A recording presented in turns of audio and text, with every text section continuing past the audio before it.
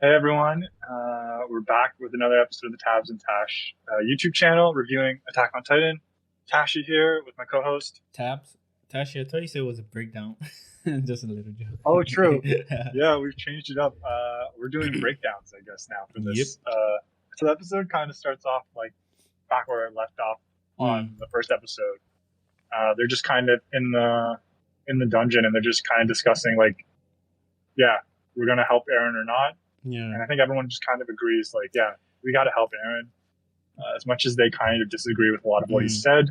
I think it's just because Armin, is that how you pronounce him? Like he's the one taking the charge of it, right? Trying to convince everyone that I like when he does his fist is like, yes, we have to. He's going to use the rumble and protect the island and all that. Like I don't know why he has so much belief in Eren, but yeah, it starts off like that, and you get the whole hype that okay, the team is back and they're gonna go fight.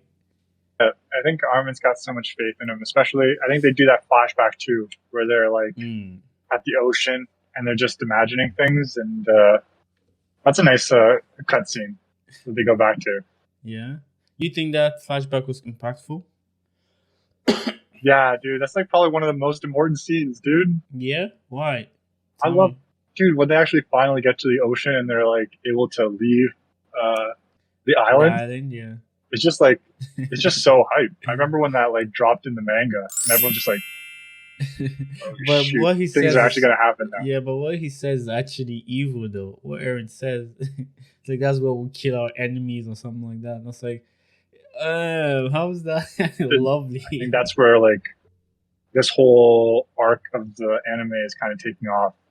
Two different sides that don't know enough about each other, that their only idea of like survival is straight up euthanizing a whole other race to kind of hopefully survive, and not really connecting or discussing things. When you put it that way, it's like it's kind of weird. But I mean, to be fair, in the real world, that's what most people even fight. They don't know the other side, and they just go off what someone tells them or what their ancestors have been telling them. I think one cool scene was when, because Eren and the Armored Titan was fighting Reina. Yeah, right. And I thought Eren was like done for, and like he stabbed. Last episode, right? Yeah, and all of a sudden he shouts, and like this spike thing comes out from the ground again, and I was like, oh shit! Like his fight with Reina is actually like it's even kind of thin. I'm actually surprised Reina is holding himself with that because he just has one Titan ability. What do you think about that whole battle scene anyway? Yeah, I really like that. The Reiner Eren battle is always funny. Yeah. Yeah. So he's trying to just stop Eren from kind of setting everything loose with go like too wild. But then you kind of just see like Eren's just super passionate about his cause. Yeah. I don't know, maybe to be he's an orphan now, right? I don't know if maybe because he feels like he has found family finally with Zeke. So he's like, my older brother, I have to be with him and do what he says. And I don't know what Yelena's whole scheme is. She is she right? She's yeah. She's like a really evil person. Like I think this episode actually shows you her intentions. The whole scene where she stands on top of the tower and those 4 planes or airplane things are falling down, and she has her hands up in the sky. And it's like, okay, this is like the mastermind behind the whole thing. Which, if we're going to follow movies and storylines we've seen before, is the one that's probably going to suffer the most. Maybe you can explain this to me. When Ryan is like holding Eren down, is about to bite his neck. Then Eren all of a sudden has this green thing in his Titan eyes, and then he starts shouting and holds Reiner's mouth, like trying to open his. I think it was going to probably kill Reiner even without Zeke coming. Like, what does that mean? With that green spark that happens in his eyes? What do you know anything about that? Is that the founding Titan awakening him, or is just him persevering? Remember that scene though, right? Where he's about to get messed up. And he just kind of really rages and goes off. I honestly don't know, dude. Yeah, maybe someone in the comment section can let us know. If you know about that, just drop it in the comment section. Let us know what that means, if it means anything. I think, what was it? Armin and Mikasa have like that conversation while like running up the stairs, and she's Armin's like, yo, there's probably a reason Eren did all that like terrible stuff. But at this point, Mikasa's kind of like resigned to it, and she's like, yeah, I think I'm going to start doing this for myself more so. And they have the boss shot of them like kind of going up the staircase, that was and so then just like cheesy, cutting. but it was so cool. Then, you know, it kind of makes it sad too, though, that like out of that whole team and group of friends, it's just 4 of them that are like, but still, like the ones that are still close are just 4 of them coming up, and it's like, wow, that journey has really changed everything. You know, wow. It's really crazy when you actually. Cool I think if you were to go back and watch like the early episodes, it would be mind blowing, right? Because like especially when they go through the training and all that. Yeah, and you could tell they're just badasses, especially after they invaded the other land. You could tell they know what they are doing. Like if they were to fight, they'll kick anyone's. Pretty much. Yeah, people. And then when they do step up, and they see Yelena. Yeah, and probably one of the best scenes I've seen recently.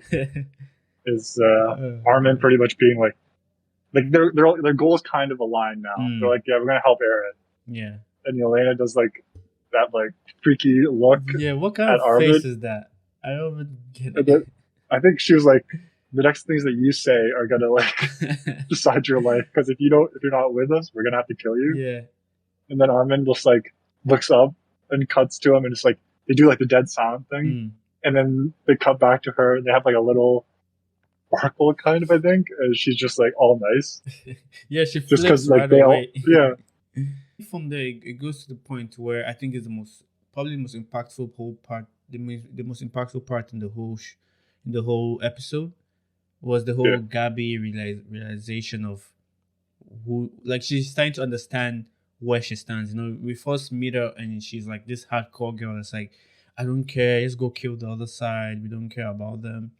And eventually she starts understanding and she starts seeing both sides. And I think this episode where they're trapped in the room or trying to hide, and she sees the family that helps her, pretty much Sasha's family, and she hears what they're saying. She's like, oh, I know they're going to be strong and all that. And the other kid comes by and she's like, I wish I could kill her. Then she now sees both sides. She's like, wait, these people are like us. Yeah. They have the same feeling as us, where they love and they hate. Do that scene. The great scene also before that is when Falco gets released by Niall. Yeah. He just kind of hands him over. And even there's that part where like the Falco's brother is going to kill the guy. Yeah. But Gabby's like, yo, don't do it. Don't do it. So you see like that change that's in Gabby, and then.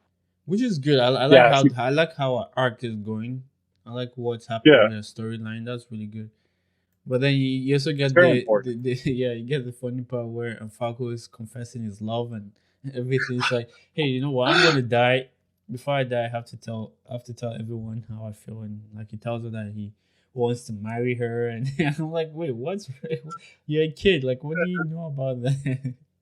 I know, funny, but it's like that's their life, right? They literally like they don't know how long they're gonna live. Yeah, there's even like one scene where like Gabby like slumps down, and you just see Falco look at her, and he's just like, "Okay, yeah, this is the time. I don't know when the next time we're gonna actually be able to do a conversation like this." Yeah. And very impactful. The effects of war on children and innocence, and he does like everything. He confesses about the Eren thing, and all that. And then the biggest one is like when he drops the bomb. He's like, "Yeah, I had some of that like Zeke spinal fluid, so if Zeke screams, I'm gonna turn into a Titan and just be like a monster." And it's like so sad.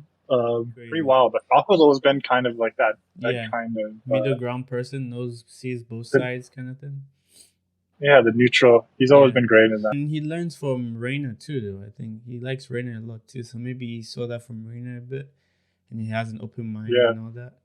But then it goes to like one of the most tactical parts of the whole show too, where the Black Titan like goes back to human form, and then this what's the Meiji guy called again? The Major Maggot? Maggot, yeah. And he's like one shot, one kill kind of situation.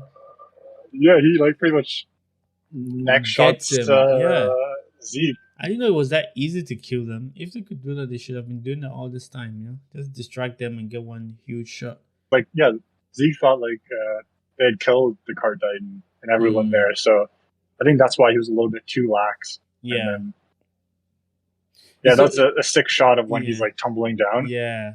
Pretty sad. You see Eren going to him. It's so weird for such a titan that's so powerful, because Zeke's titan is actually really, the fact that he can make titans or call upon titans and he has a good shot. He's smart, like he's actually really aware with his titan. For someone so powerful, he gets taken down quite a lot though. And to be fair, maybe because his foes are actually top tier foes too.